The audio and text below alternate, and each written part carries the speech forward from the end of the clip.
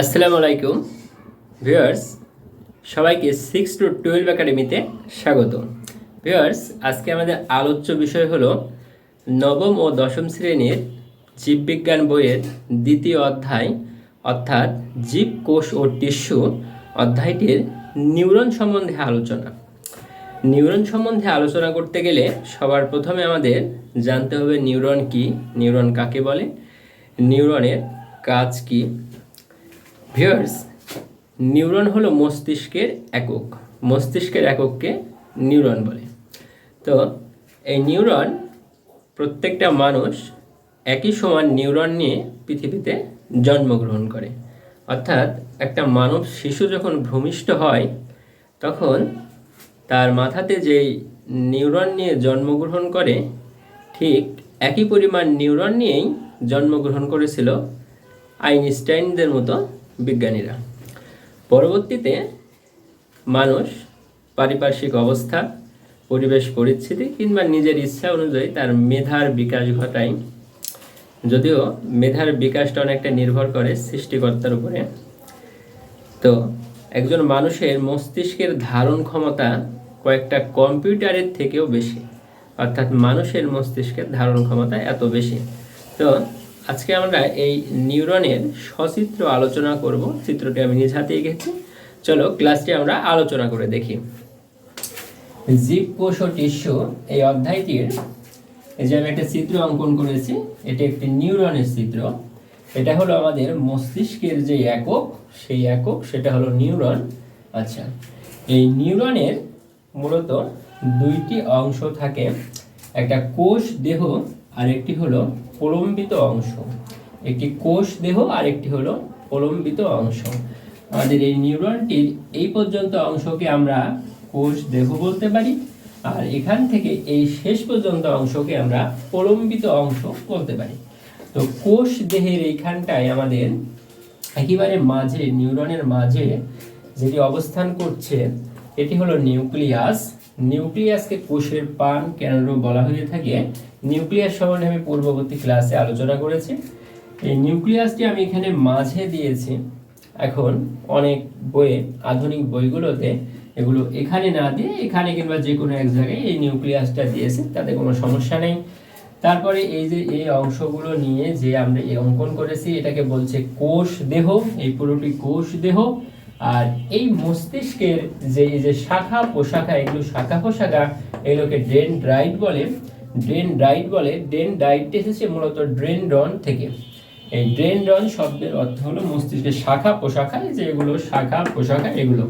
আর এই মস্তিষ্কের ভিতরে, নিউরনের ভিতরে আমরা যেই অংশ দেখতে পাচ্ছি ক্ষুদ্র ক্ষুদ্র, এগুলো তরল হয়ে থাকে। এগুলো মূলত সাইটোপ্লাজম। এই তরল অংশগুলোকে সাইটোপ্লাজম বলা হয়ে থাকে। এই অংশটি হলো আমাদের পুরাটা কোষ দেহ। এরপর আমাদের আলোচনায় আছে প্রলম্বিত অংশ। প্রলম্বিত অংশের এই যে আমাদের এই নিচ, মস্তিষ্কের নিচ থেকে একদম আমাদের একজন প্রান্ত পর্যন্ত প্রলম্বিত অংশের এই কালো গাঢ় অংশগুলো, এগুলোকে বলে মায়োলিন সিথ। মায়োলিন সিথ একটি মস্তিষ্কের একক নিউরনে একের অধিক মায়োলিন সিথ থাকতে পারে। তারপরে আমাদের এই মস্তিষ্কের মায়োলিন সিথের এই জায়গাগুলো, যে ফাঁকা ফাঁকা ফাঁকা ফাঁকা অংশ, এই ফাঁকা অংশগুলোকে র্যানভিয়ারের পর্ব বলা হয়ে থাকে। এটা র্যানভিয়ারের পর্ব। আর মস্তিষ্কের একেবারে নিচে যে শাখা প্রশাখার অংশ, এটাকে একজন প্রান্ত বলা হয়।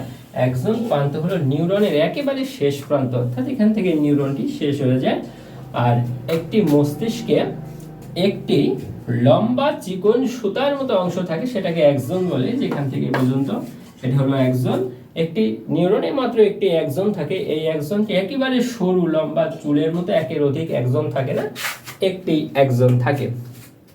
এই মস্তিষ্কের একক নিউরন সম্বন্ধে পড়তে গেলে আমরা আমাদের প্রাত্যহিক জীবনের যে কাজ কর্ম, অর্থাৎ নিউরন দ্বারা পরিচালিত হয় কিছু কাজ, আর কিছু কাজ পরিচালিত হয় সুষুম্না কাণ্ড দ্বারা। সুষুম্না কাণ্ড দ্বারা পরিচালিত হয়, এগুলোকে বলে প্রতিবর্তকিয়া। আর নিউরন দ্বারা যেটা পরিচালিত হয় সেটা হলো আমাদের এই নিউরনে এটা একজন। আর এই ডেনড্রাইটটা এসেছে মূলত ডেনড্রন থেকে। এই ডেনড্রন এবং একজন মিলিত হয়ে একটি অংশ গঠন করে ডেনড্রন আর অ্যাক্সন, এটাকে স্ন্যাপস বলে। স্ন্যাপস মিলিত হওয়া অংশকে স্ন্যাপস বলে। এই স্ন্যাপস হলো সন্ধিস্থল অ্যাক্সন এবং ডেনড্রনের। এই অ্যাক্সন এবং ডেনড্রনের এই স্ন্যাপস হওয়ার কারণেই মূলত আমরা কোনো জায়গায় কেটে গেলে, ভেঙে গেলে অথবা আঘাত লাগলে আমরা ব্যথা পাই। যদি স্ন্যাপস গঠিত না হয় তাহলে এই ব্যথা পাওয়া যায় না। অর্থাৎ যেই ব্যথার ওষুধগুলো পাওয়া যায়, এই ব্যথার ওষুধগুলো খাইলে সাময়িকভাবে আমরা ব্যথা পাই না, কারণ এখানে ডেনড্রন এবং অ্যাক্সনের মাঝে পাসির তুলে দেয় এই ব্যথার ঔষধ। এই ব্যথার ঔষধ কখনোই খাওয়া ঠিক নয়। এটা খেলে সরাসরি কিডনিতে ইফেক্ট করে, অর্থাৎ কিডনি নষ্ট হয়ে যায়। এই ব্যথার ওষুধের মতো আরেকটি ভয়ঙ্কর ওষুধ হলো অ্যান্টিবায়োটিক ওষুধ, যেটা এমবিবিএস ডাক্তার না দেওয়া পর্যন্ত খাওয়া যাবে না। এটা খেলে দেহের অ্যান্টিবডি নষ্ট হয়ে যাবে। অ্যান্টিবডি নষ্ট হয়ে গেলে মানুষ সচরাচর যে কোনো রোগে আক্রান্ত হবে। রোগ হয়ে গেলেও চিকিৎসা করে সহজে ভালো হবে না। ভিউয়ার্স, এই হলো মস্তিষ্কের একক নিউরন সম্বন্ধে আলোচনা।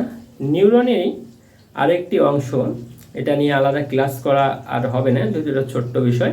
সেটা হলো প্রতিবর্ত ক্রিয়া। অনেকেই মনে করে এই প্রতিবর্ত ক্রিয়াটা আমাদের মস্তিষ্ক দ্বারা নিয়ন্ত্রিত। এটা ভুল ধারণা। প্রতিবর্ত ক্রিয়াটা মূলত সুষুম্না কাণ্ড দ্বারা নিয়ন্ত্রিত। সুষুম্না কাণ্ড থাকে আমাদের মেরু রঞ্জুর ভিতরে। তো আমাদের চোখে হঠাৎ করে আলো লাগলে চোখ বন্ধ হয়ে যায়, অথবা আমাদের হাতে সুচ ফুটলে, অথবা যে কোনো আলোর ছ্যাঁকা লাগলে, এককালে যখন অনেক দিন আগে হারিকেন থাকতো, মানুষের অজান্তে হারিকেনের কাছে গরমের তাপ লাগতো, তো সেখান থেকে নিজের অজান্তে হাত সরে আসে। চোখে আলো পড়লে চোখ বন্ধ হয়ে যায়, সুচ ফুটলে হাতে হাত সরে যায়, এবং আমাদের গা হাত পায়ে কোথাও যদি মশা বসে, আমাদের নিজের অজান্তেই আমরা মশাটাকে মেরে দিই। এইটা হলো প্রতিবর্ত ক্রিয়া। অর্থাৎ আমরা একটা মশা যখন মারি, এটা মস্তিষ্ক দ্বারা নিয়ন্ত্রিত হয় না, এটা সুষুম্ন কাণ্ড দ্বারা নিয়ন্ত্রিত হয়। এটা প্রতিবর্ত ক্রিয়া। চোখে আলো পড়লে চোখ বন্ধ হয়ে যায়, এটা মস্তিষ্ক অর্থাৎ নিউরন দ্বারা নিয়ন্ত্রিত নয়, এটা সুষুম্ন কাণ্ড দ্বারা নিয়ন্ত্রিত। এটা হলো আমাদের প্রতিবর্ত ক্রিয়া। আমরা হঠাৎ করে যে কোনো বিষয়ে যে চমকায় যায়, এগুলো প্রতিবর্ত ক্রিয়া। তো ভিউয়ার্স, এই নিউরন সম্বন্ধে আলোচনা করতে যে প্রতিবর্ত ক্রিয়াটা চলে আসলো। তো ক্লাসটি কেমন লাগলো জানিয়ে দাও কমেন্ট বক্সে। ষষ্ঠ থেকে দশম শ্রেণী পর্যন্ত Bangla, English, physics, chemistry, biology, একাদশ থেকে দ্বাদশ শ্রেণী পর্যন্ত ইংলিশ, বাংলা, আইসিটির নতুন নতুন ক্লাস পেতে আমার চ্যানেলটি সাবস্ক্রাইব করে রেখো। আল্লাহ হাফেজ।